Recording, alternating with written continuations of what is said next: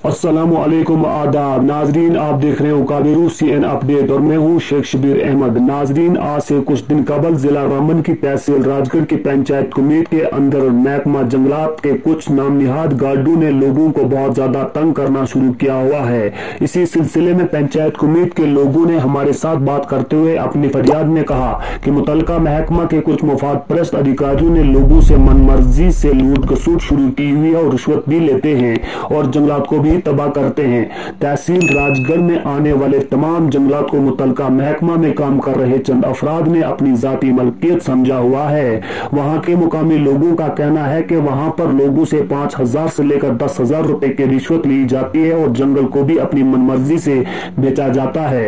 मुतलका महकमा में काम कर रहे मुलाजमीन, जिनमें सरफहरिस्त द्वारका नाथ शामिल हैं, इन्होंने अपने साथ एक नामालूम शख्स को लेकर बतौर DFO लोगों के सामने पेश किया और लोगों से DFO रामबन के नाम पर खर्चा 5,000 से लेकर 15,000 रुपए तक के वसूल किए। इसी सिलसिले में अवाम पंचायत कुमीत ने जिला इंतजामिया रामबन और मुतलका महकमा से पुरजोर इल्तमास करते हैं कि जो भी इस मामले में मुलव्वस मुलाजमीन हैं, मुतलका महकमा तहकीकात करने के बाद जो भी कसूरवार पाए जाएं उनके खिलाफ सख्त से सख्त कानूनी कार्रवाई अमल में लाई जाए, जो दूसरे मुलाजमीन के लिए सबक आमूज साबित हो।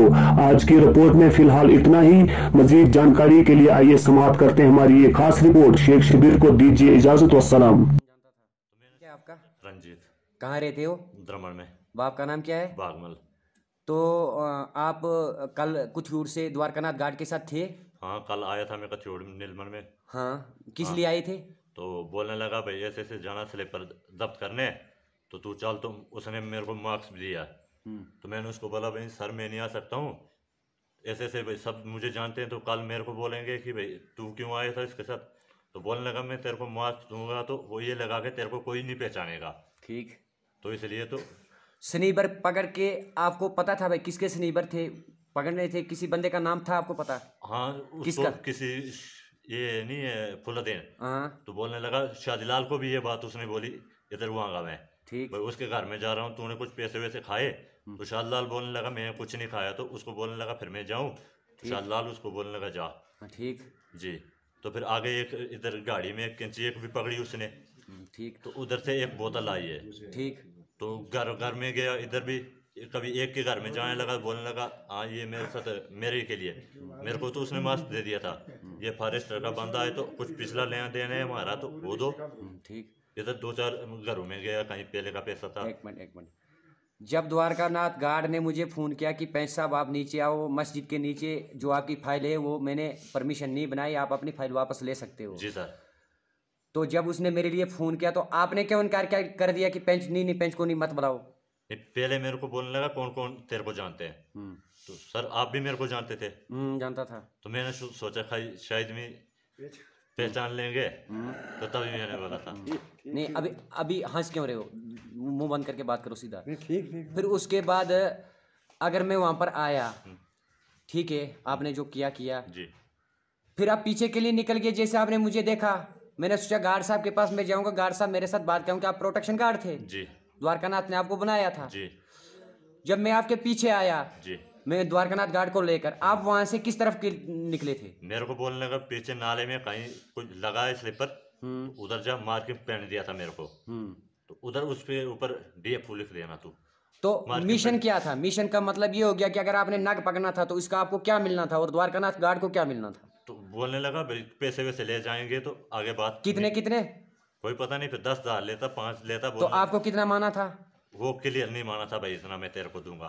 तो इसका मतलब आपको द्वारकानाथ अगर पिस्टल दे देता था तो आप किसी को मार भी सकते थे उसके कहने पे? ऐसा नहीं। हाँ, तो जब आपने लकड़ी पकड़ दी, जब आप लकड़ी फॉरेस्ट गार्ड बन गए तो आपको पिस्टल देता था मारने के, 10,000 रुपये देता था, आप तो मार देता था बंदे को। ऐसा नहीं कर सकता, दिन लगा सकता हूँ सर। तो इससे पहले या तो तू बच्चे फौज की लोकेशन देखने आया, फौज कहाँ जा रही है? नहीं सर, 50 मीटर पीछे चला हुआ था, तो तुम्हारे साथ भी नहीं, मैंने इसको देख लिया था, ये पहले पीछे था। सर मेरी बात सुनो, जब ऊपर थे ना आप, तो मैं आपको उधर भी बोला था कि मैं तू तुम्हारे को पहले लेकिन हाँ जी, सूसा का 5 कौन बता? सूसा का बेंच वही श्याम सिंह है, उसकी बीबी है, लेकिन इसको पता ही नहीं अभी तक। इसको पता ही नहीं, उसकी बीबी है, लेकिन बंदा पकड़ा हमने, रंजीत नाम है उसका। हाँ, परसोत्तम कोई नींद नहीं। अच्छा। जब हमने सुना कि ऐसा नौजवान आदमी एक हमने बंदा पकड़ा हुआ है, हम इसको मैंने पकड़ा है, ऐसा काम आपने भ्रमण का कानून के खिलाफ कर इसको हम ले अगर मुलाजम होते अगर आप में तो से हमारे घर में आप तो बैठ जाते, कोई इसको पहचाने भी ये हमारे गांव का है, ये होता रंजीत सिंह मेरा एक नाम एक जगह दूसरा नाम दूसरी जगह सर नीचे बैठ इसलिए कभी अजय बोलता है, कभी रंजीत बोलता है। कल इसने एक और बात सर, आप मुझे बताओ वीडीसी से हो ना, आप मुझे बताओ जैसे रात को मैं भी आपके साथ था, इतने वीडीसी वाले थे, अगर ये रात के मामले में हमें नजर आ जाता है, अगर ये मर जाता तो इसका जिम्मेदार कौन? ये क्या लगाना था। दूसरी बात, अगर ये आया था, अगर ये गार्ड के कहने पर इतना बड़ा काम कर लेता है, अगर ये गन पकड़ कर किसी को मार देता तो उसका जाती जिम्मेदार कौन बनता था? कोई छोरा आपके पास होता, नाले में कोई काट देता था, वो हमारे जिम्मे लगना था। लिहाजा हमारी रामबन एडमिनिस्ट्रेशन से यही गुजारिश है कि ये कसूरवार अगर निकलेगा तो इसको बारी से सख्त सजा दी जाए।